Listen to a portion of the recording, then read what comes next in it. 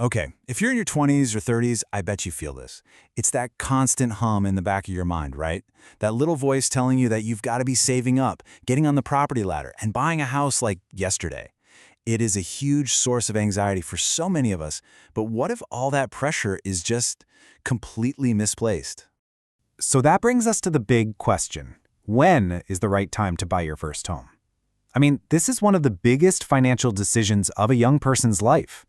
It's often seen as the milestone for being a successful, stable adult.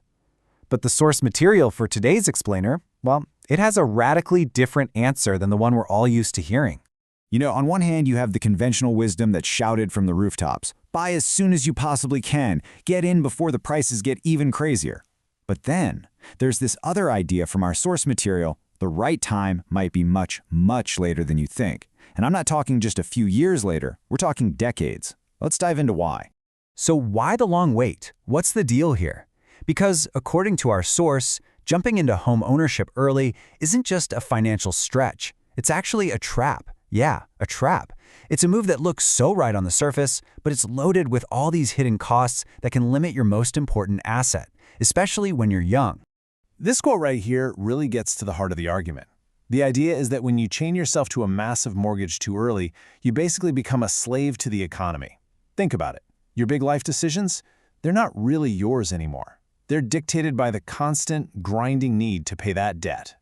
So what does being a slave to the economy actually look like day to day? Well, the financial weight is obvious, sure, but there's so much more. You lose the freedom to just pick up and move for a killer job opportunity. You're way less likely to take a risk on a new idea or a passion project. Your creativity gets squashed by the mental load of that mortgage. At the end of the day, you're just distracted from your most important work, building yourself. And really, this is what it all boils down to. The argument isn't that owning a house is bad. Of course not. It's that what you have to give up for it, the opportunity cost, is just way too high. The personal and professional growth you sacrifice in your 20s and 30s to be tied down to a property, well, according to our source, that price is just not worth paying. Okay, so if a house isn't your most valuable asset when you're young, then what is? This is where the whole perspective shifts from the problem to the solution, and it focuses on a completely different kind of investment. Believe it or not, the answer is super simple. Your real asset isn't made of bricks and mortar. It's you. It's your potential. It's your ability to get better, to learn more, to build your skills and your credibility. Investing in this asset when you're young is going to give you returns that will absolutely dwarf anything you could get from the property market. So what this really means is you can stop freaking out about rising house prices. You can stop chasing the market. Instead, you put all your energy into growing your own value faster than the market grows.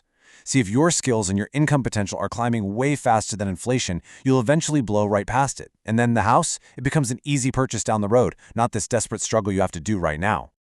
All right, that all sounds great in theory, but how do you actually do it? Like, what's the game plan? Well, the source lays out a really practical, dynamic way to make this self-investment your reality. And it's called the 3-year planning cycle. First things first, forget the long-term plan. You know that 10 or 15-year plan everyone tells you to make? Yep, according to our source, you should probably just toss it. Making a plan that long from where you are right now, from a junior perspective, is a huge mistake. It locks your thinking in at a lower level, and it stops you from seeing the much bigger opportunities that are going to pop up as you grow. So instead, you get on this cycle. You only plan for the next 3 years. That's it. Then you execute that plan with intense focus on growth. And at the end of those 3 years, you're going to be at a totally different level with a whole new perspective and a new set of skills. And it's from that new, higher vantage point that you make your next 3-year plan. See? It's like a continuous upward spiral of growth. So if you actually do this, if you follow this path, what happens? What's the result? This is where the payoff comes in. All that focus on investing in yourself eventually leads you to the very thing you were told to sacrifice everything for, a house. But this time, it comes to you completely on your terms. Our source suggests you look at your time kind of like this. Your job, what you do for your employer, that takes up about 70% of your productive time. That's what pays the bills.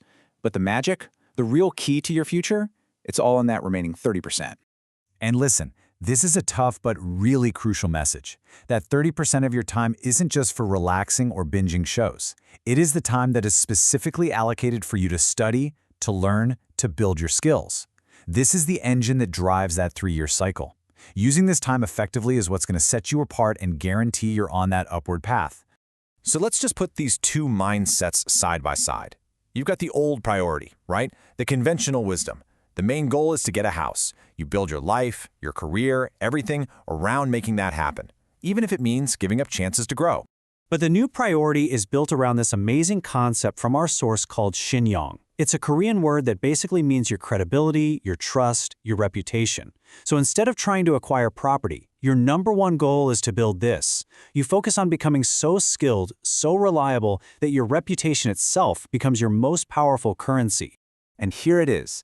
This is the ultimate promise of this entire approach. When your Shinyong is high enough, opportunities and resources, they just get drawn to you.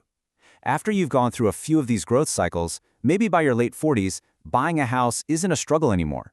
It just becomes a simple transaction, a natural byproduct of the incredible value you've built in yourself. The house finds you. Which brings us to our final question, and this is a powerful one for you to really think about.